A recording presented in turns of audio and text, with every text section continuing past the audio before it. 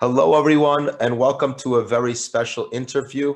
Today, I have the pleasure of speaking with Hector Vaseuez and Erik Astramecki, who are the CEO and president, respectively, of EUG Promotions, who are hosting an 8-man tournament that I personally am very excited for, not just because one of my teammates is going to be in it, but because it is a bracket of some of the very best 160-pound area jiu-jitsu practitioners in the entire world today. First off, Hector, Erik, how are both of you doing? How excited are you for this? Because as a fan alone, I'm pretty excited about this. Thank you, Ben, for having us on your show. I really appreciate it. Again, I'm excited. We're 2 weeks out, and things are looking good. All the fighters are healthy, and yeah, we're just working. We're getting all the small little details put together this weekend. We're focusing on the LED lights and all the light work for the production team. So other than that, everything else, we've ran tests with the production team from Flow, and we got successful rates for our internet and our quality. So, we're just waiting. Now it's just a matter of time, Got to bring the pieces together. Yes. Yeah. I think the kind of cogs are coming together as far as the production side. It's going to be really exciting to see it play out. Ben, hopefully, maybe on the next one we can have you out here in Vegas, buddy, when we don't have such limited seating. Right. And then you could the breakdown would probably be a little bit more in depth. I'm not sure if you're a Flow subscriber. I am actually. Yeah, I am. Shout out to them. They're the first ones that came down and said, hey, we want to be a part of this. And I think as we get closer, going to be a big part in helping promote the show and and be a part of showing off some of the athletes that we have on this bracket. Absolutely. Speaking of this tournament, you guys are doing something a little bit different from what's going on in the meta, I guess, of what people are producing for Brazilian Jiu-Jitsu tournaments and super fights, in that first you guys chose to go with the gi. I'm just curious, why the gi specifically? I know that, Hector, this has a lot to do with you, and I guess what you wanted to bring to the audience, to the spectators of the sport, and to grow it. So talk to me a little about why the gi, and then I guess segue into how this even came to be in the first place. Right. Of course, I've trained with Cobrinha. I'm a black belt under Cobrinha. I'm not just a gi player. I've won 2 no-gi world titles as well. So I'm good in no-gi as well. I'm comfortable in that. I just wanted to be different. I feel like a lot of these, organizations, no knock to them. I wish everybody the best, and everybody has a different, goal and flavor they want to go with. But I just wanted to be different, and also give the lower weight classes the opportunity to shine as well. I feel like we're constantly seeing the same guys fight in this different organizations, the heavyweights, and I feel like there's a lot of talent in 180, 170. 160, 150, 140, and 130. I mean, you got Mikey Musumeci at 135, 130, and you've got, a lot of good guys. So I think that they deserve a lot of the attention as well. And that's what's going to separate us from everyone else, is that we are going to focus more on the lower weight classes. And I think it's a good idea, and we'll see what happens. We might change our minds, but I think right now at this moment, that's what we're sticking at today. We might do a lot of super fight no-gi matches as well, between UFC fighters and MMA fighters against regular grapplers. So I think that's a good avenue for us to go. Yeah, I mean, that's one of the core reasons. I mean, I'm a huge no-gi guy. I'm a brown belt in BJJ myself under Rich Castro and Robert Follis, and so most of my game is no-gi based, so I'm almost partial. I know when me and Hector were first talking about doing this, he was pretty heavily focused in the gi.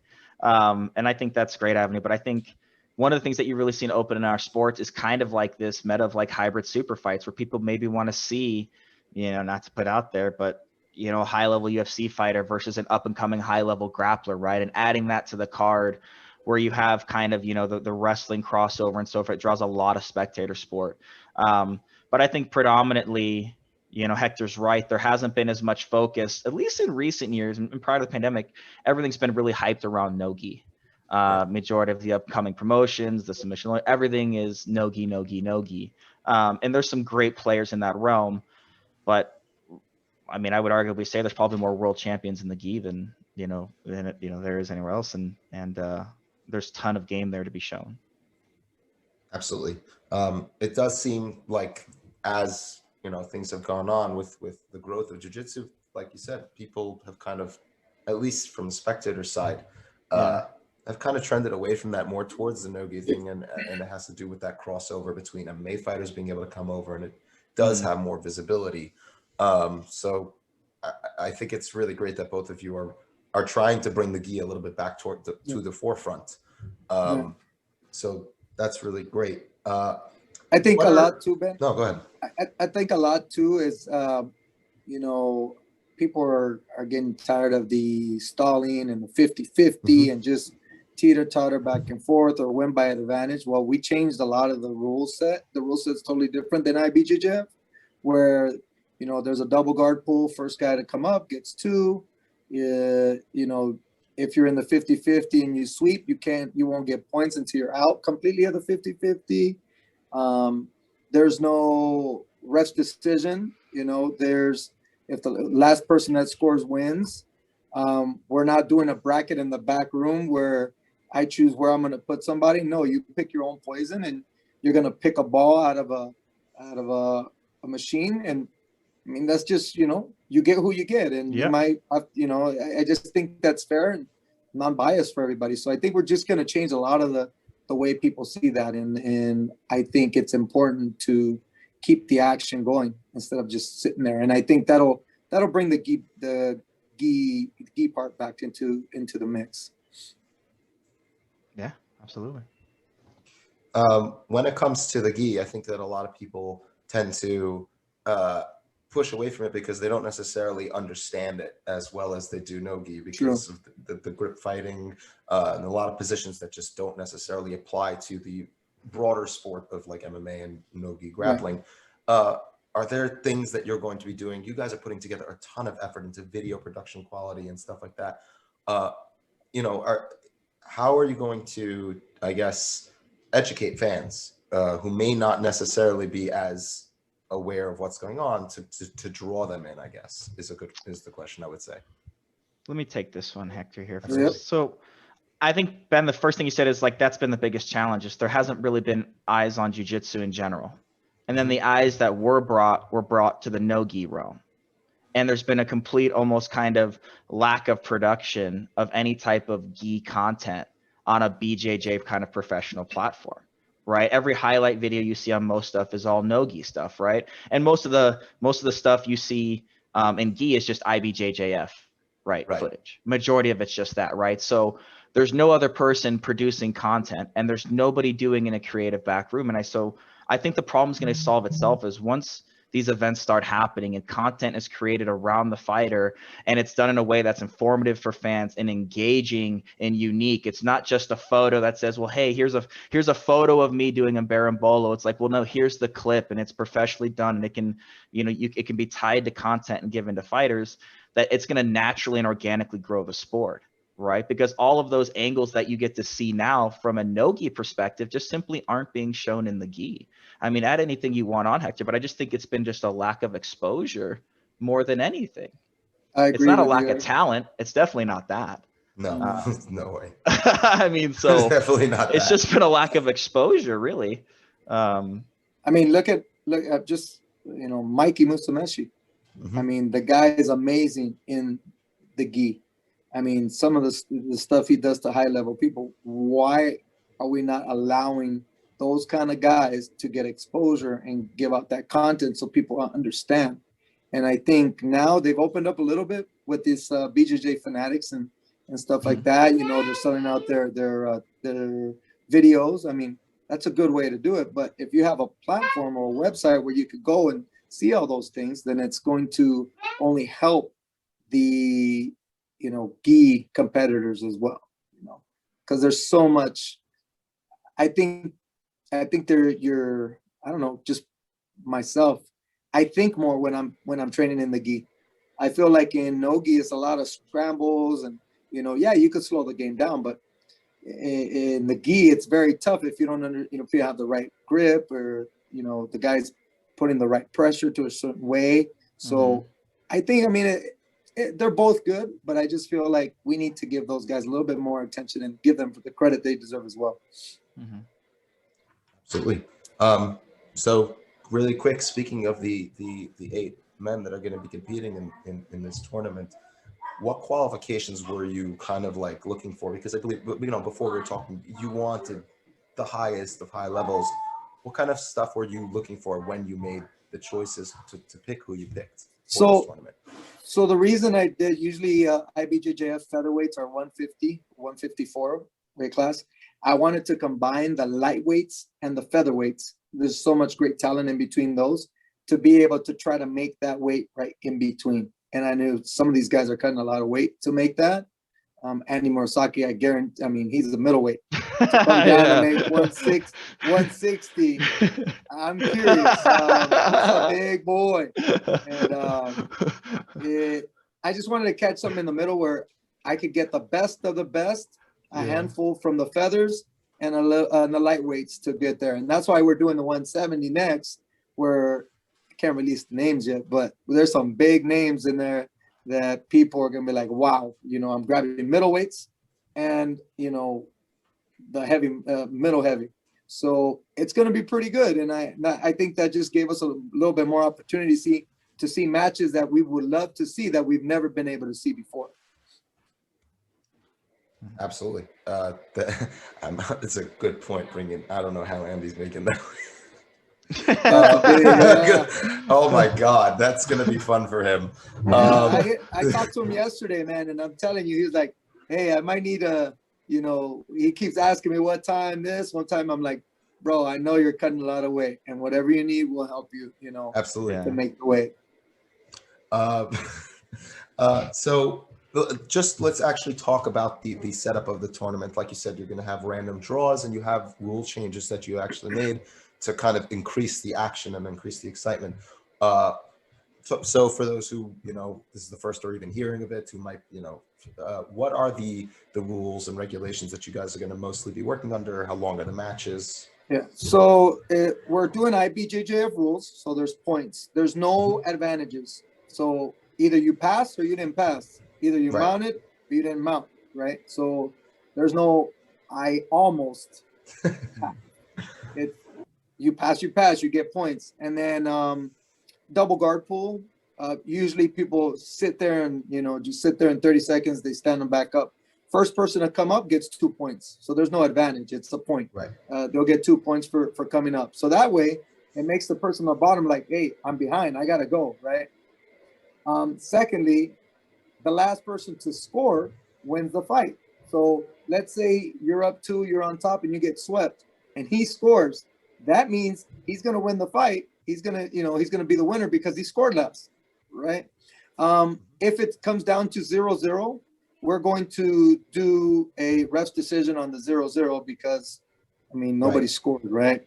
That will be the difference. And it'll be 7-minute matches, not 10 minutes, so you don't have that much time to be wasting, So I think it's going to push the pace way more, and you're not filling each other out for like 3 or 4 minutes and then wait the last 2 minutes to just come up for an advantage. It just gets boring. Oh, it's definitely going to increase the action. Like even you just give them less time to hold on or anything like that. It's going to definitely force them to push the pace, especially with 10K on the line. So I absolutely agree with that. Speaking of the production side, Erik, you keep talking about exposure and a lack of it is a huge part of the reason why, we feel that the gi is kind of overlooked by fans. Yeah. What kind of stuff are you doing to increase the promotion and the production value, in a sense?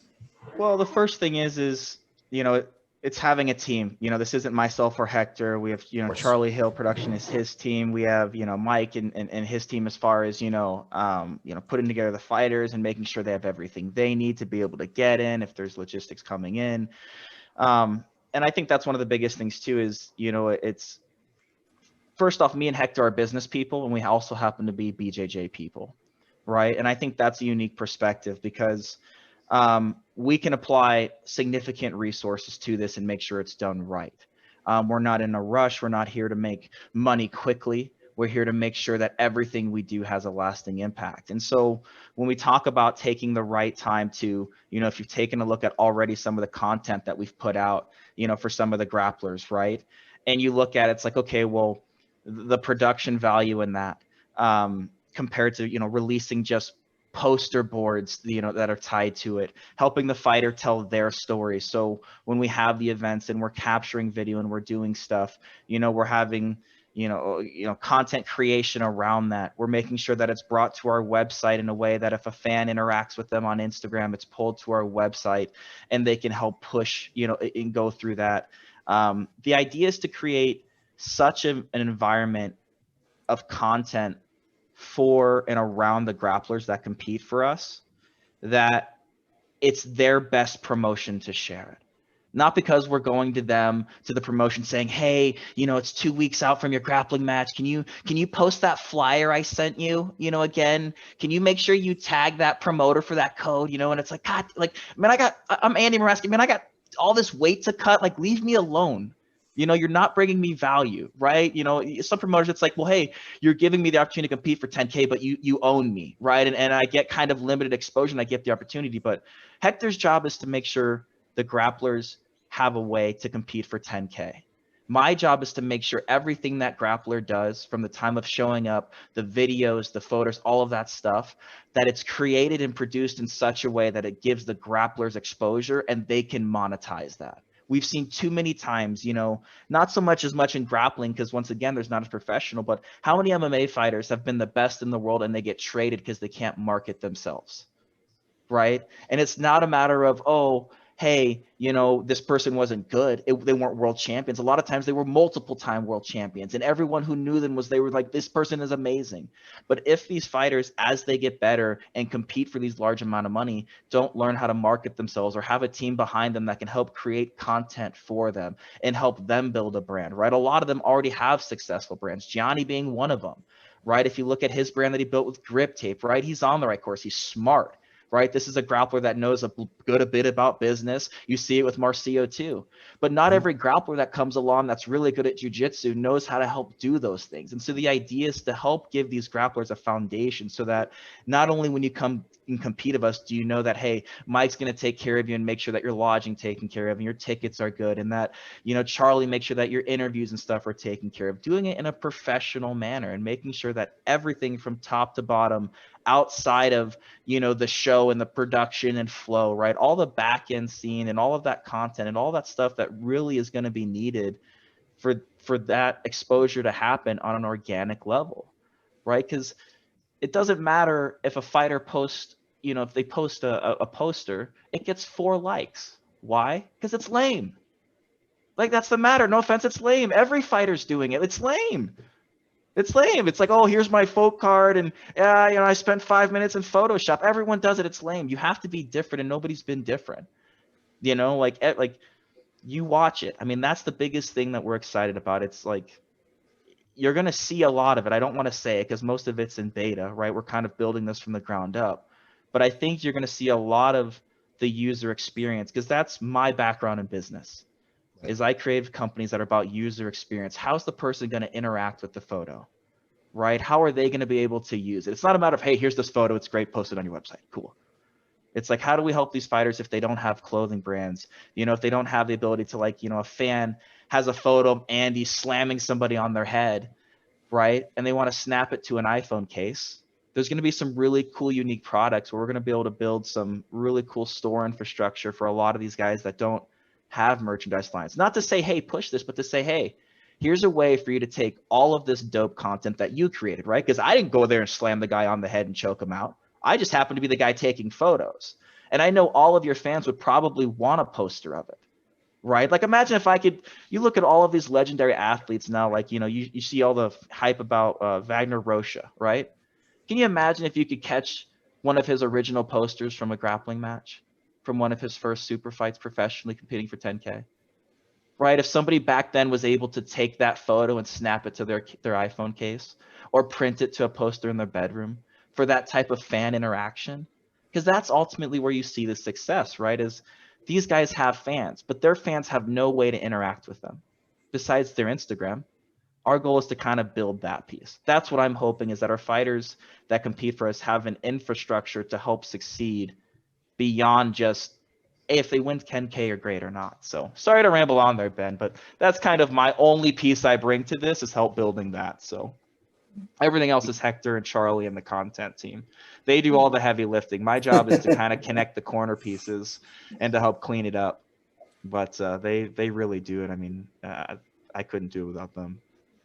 And again, Erik does a lot, just understanding business. And this is what I tell people: you can own a gym, but if you're not business savvy, you're not going to get too far. I've known gyms around here in Vegas that have been here for 26 years.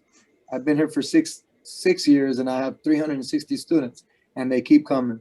And I just do my thing. I keep it simple. But again, I think what separates me is the business part, how to interact with people, how to create merchandise to get it to the next person. And that's where Erik comes in, and he's going to be, hey, you want to sell 20,000 shirts? Here you go. You're building your brand, and we're going to help you build your brand per fighter. Does that make sense? Yeah. Because Ben, I mean, a lot of the people, like, not to cut you off, Ben, but you know, Marcelo or Gianni, you go to their websites, right? They have shirts mapped out. They had designers that created this content for them, right? And that's kind of, no offense, giving them an edge up on other athletes, right? Because they're building an ecosystem around themselves, right? Grip Tape has shirts. You can I ordered some because I just jacked up my finger, and I was like, let me actually give this a tape, because the ones on Amazon weren't that, like, the reviews weren't that good, and I was like, all right, well, I'll support the cause. So I'm actually excited to see it in action. But most grapplers don't have time to focus on that. You know, they don't have someone to say, hey, here's all this content. You know, hey, you know, Johnny, it'd be really cool if you took all of this and snapped it to photos and shirts and all of this stuff. They don't have time for that. They're grapplers. They need to be in the gym training. But if somebody said, hey, I took all of your content from your last event and I mapped it to 4 dozen different products that your fans can interact with, and if they want to buy it, all you have to do is, here's a link, then you're giving them the ability automatically to do it. I'm not saying push it at all. I'm just saying you don't have an infrastructure. We took all of your own content that we already did, right? Because you talk about Hector and he's lighting and production, all of this stuff. But a lot of times this content just gets taken, dumped on a website, and never used. And again, right? you can make passive income. Pretty much you're making passive income just with your own content, you know, with our help. And again, you can continue to train and make money as well. And I'm not saying that you need to. I don't care whether you post it or not. Whether you're not. But I've instructed our content team and the people and all the photographers that we have going there that this is intent. So the idea is everything's being edited with the idea that it can be printed. Because the best athletes that are already doing this already are. You look at any major athlete, and some of the grapplers, once again, that are in our bracket, they're already doing this, and they know the success around it. And the idea is to teach everyone and to be able to have it as part of it, not to hustle them or say, hey, do all of this, just to say, hey, here's this infrastructure. If you think this is cool, or if your fan wants to take this really awesome photo of your submission and have a poster, here's a way for them to do it, to give a way for your fans to interact with you. And if you're not a fan, then great, that's it. But our hope is that those who don't or want that type of stuff, or like, you know, that when they reshare a photo, it's like, hey guys, here's this really awesome photo. I'm with my belt. You know, hey mom, you want to snap that to a coffee mug? You know, like that type of stuff is cool. I know it's lame, Ben, but like that stuff matters, you know? And I think people say, oh, well, it's too good for a coffee. It's like, do you know how many coffee mugs I have of jujitsu? It's like literally, I don't know if you can see this, you can't, but it's eat, roll, sleep jujitsu. You know, like all I did was I took a cool logo and I snapped it to something. So, I mean, I don't know. I just want to take the experiences I have and the things I love about jujitsu and the things I interact. And I want to build a platform for our grapplers to do that, because odds are they have fans that want to interact with that stuff too. Yep. That's kind of makes that, it just means logical sense to me. That's what I do with my fans. I'm an Israel Adesanya fan. Right? If I couldn't get his stuff or his posters of him in the natural moment doing stuff, that would kind of be crazy, right? I agree. You're essentially creating something that I would say jiu-jitsu and grappling in general has been wanting for, which is not just a professional promotion, but a professional promotion that is going to properly treat your athletes as athletes rather than just someone to like, here's an event that we put together. You could buy some stuff from the event, and then after that, it's goodbye. Push some EUG merch. Yeah. Make sure you tag EUG. Exactly. Push some EUG merch. Here's our shirts. Here's our stuff. Tag us, tag us, tag us, tag us. It's like, it's terrible. The experience is terrible. It's a lot more important to create the infrastructure for fans, not just to be able to interact with them from a marketing and merchandise perspective, but for them to actually care about them as athletes. Thus, they're going to follow them in the sport, period, which grows the fan base of your organization as well. Yeah. Yes. If you can create the content to help connect your grappler to their fan base, I think you're going to solve a lot of those content like errors that we see why the sport hasn't grown. Because the issue is we have a disconnect between the fan and the grappler. No one knows about Gianni, right? Because most people don't have the opportunity to see him, and unless they're following IBJJF or you know somebody training with him, you probably never would, right? And so the second you can start creating an ecosystem around each of them, that's going to grow as they grow and make it about them, and make it easy for them. Not saying here's hours of work, do all this stuff, but try to make it as simple as possible for them. You know, I hope, you know, because I hope that's the key to really building something long term. We'll have to see, but that's the idea. You know, Well, it's a real, speaking it's of an in long-term- process test. So Absolutely. Speaking of long term, and obviously, if you can't or don't want to specifically spill the beans on anything, feel free to let me know. But I guess for your long term plans, how are you looking to, I guess, build on this first event? So I know that you said you'd have a different weight class for the next event, but are you planning to implement a ranking system? What is your plan to essentially, I guess, create divisions, if there are any, or would you continue to do it the way you're doing it now? Thoughts on that, essentially, and where you want to bring the promotion to in the next 3-5 years, I guess. So the plan is to have champions at certain weight classes and then have them do super fights with someone else. So the fight between the Thermais and Jessica Kohn, that'll be for the 115 title. So they will be fighting for the title, and then we'll have a 115 female champ for EUG. And then again, we'll do our rankings and stuff like that. Same thing for the tournament. Let's say we're doing a 170 and we have a champ at 160. We'll try to get a super fight for that 160 during that time and then go from there. So we will have them busy, the champs, right? So that way, at least the undercard is not just an undercard. It's champ, defending his title and stuff like that. And of course, we want to also give exposure for the next generation. I think that's important. Juveniles and kids. So we will also add those small, because they also have a big following. Right. It's not just the black belts. Everybody has that kind of following. So I don't know why this thing is working, but it just helps the whole jiu-jitsu family, not just one, but everyone. And I want to be able to give every kid an exposure, because you don't know if that green belt in 5 years will be the next big thing. Oh yeah. And again, what's going to happen? Oh, he fought on your card. Oh, he fights for EUG. You always see him there. You know what I'm saying? Yeah. So I'm not thinking short term. I'm thinking long term investment with all the athletes. And then again, if you treat the athletes right, they're going to come back. And again, I like to communicate with people. And if I can't do it, I'll just tell you I can't do it. And again, people will respect that more than just keep lying to people and telling them, oh yeah, no, I can do this. No. Let's be honest. If we can't do it, then we can't do it. And they'll understand. And maybe later on in time, we can do it, So I think long term, that's the plan. And again, we might do MMA versus BJJ.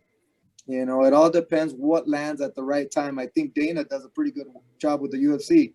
Whatever lands on that time, he'll throw it in, and it's worked for him. So I mean, that's the direction I'm going. But again, things can change from one day to another. So we'll see. I don't know. I can't really say it, but like I've talked to, you know, one MMA guy in particular that just beat the shit out of somebody. Knocked him out in 20 seconds, I think, in this past Saturday or two. And you know, there's a lot of UFC fighters that I think would be interested to kind of come over, and a lot of them have the ability to come over. You see it kind of with Gilbert Burns, right, where he's kind of made the crossover and competed in BJJ. And I think there's so much of that fan base, especially here in Las Vegas, right? Because that's a unique thing that we could touch base on our own is when you do something in Las Vegas, especially something like this, you have to set a standard. You know, no offense to other promotions that are in Florida or Texas, it's not Las Vegas. It's not the largest stage in the world. When you tell somebody, hey, you're going to go and compete in Las Vegas, it just kind of sounds a little bit different than, hey, I'm going to Houston to compete, you know? And when you can try and build something that's arguably you're trying to have be the biggest grappling stage in the world, in the biggest city for grappling and fighting in the world, right? And there's an entire experience that you see, you know, the highest level organizations in the world create around that you simply just can't do with any other organization unless they want to kind of move to Las Vegas and attempt to compete, which infrastructurally couldn't work, right? Good luck. You know, and so that's what I'm excited about more than anything, you know. And not only that, just remember, ADCC is going to Vegas. Why? Why come to Vegas? Why do ADCC in Vegas? Because it's Vegas. Yeah. You know, so I think it's going to be one of the biggest ones ADCC has ever done, even, you know, with all their past events. So, again, I think we're in a good spot. I'm excited, you know, and again, I don't want to get too overly excited, but I think it's going to be good. And again, we're going to make mistakes on our first show, and we're going to fix them as we go, and we can only get better. And that's the mentality I've always had in anything that I've done. I just fix it as I go. You know, you either win or you learn. And I'm going to learn from the first one, and I'm going to get better on the second one and the third one. I don't think we'll have our fair share of critics. I think there were some of the conversations are there's, you know, I think, you know, especially when you're doing something like this, you're trying to do it in Vegas, right? There are going to be a lot of people who are our fans, and there are going to be probably quite a few people that are going to say and have their own nitpicks. But I guarantee you this, and this is something that me and Hector has both experienced, is that the long term of this and the infrastructure we will build will help success, you know, fighters succeed. Now, there are going to be some that feel that effect a little bit more than others, right? But I guarantee you, as Hector said, that youth that right now is just now beginning, but every time they compete, that media infrastructure is there. And then all of a sudden, every year that magnifies and that brand builds. It's impossible. It's literally impossible, Ben, to not have that ripple effect change the game. It's just, it's impossible. And I think while we're at a base level doing some things really well, we're going to have to learn some through things. But I think just the fact that this is going to continue to replicate is really going to make a difference for our grapplers as we expand our product base, their base, and we really make this about them and promoting them on top of giving them a great stage to compete on. That's the afterthought. That's Hector's core focus, is the great stage. Mine's like, yeah, that's cool. You get to compete for 10K. But separate and aside from that, let's figure out ways that your fans can interact with you, all of these different things. You know, when I got to talk to you for 7 minutes before we hopped on here, that's the stuff that really matters, right? That's the stuff that your fan wants to see, separate and aside from all the cool highlight stuff. So. Well, you guys seem to be trying to create something that I think is, in my opinion, very much needed for the sport of grappling to kind of get to the next level. People who want to bring it there, but in a way where it's not just like, let's see what happens. And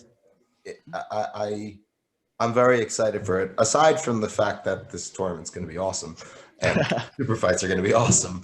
But the infrastructure, as you said, that you're created seems to be something that is going to be looking to be built to last. Yeah, and that's the idea. You guys are thinking of long term, and I think that's really important. So I'm really excited for it.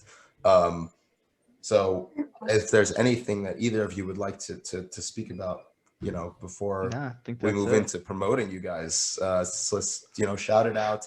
tell us where they can find you on Instagram, Twitter, YouTube.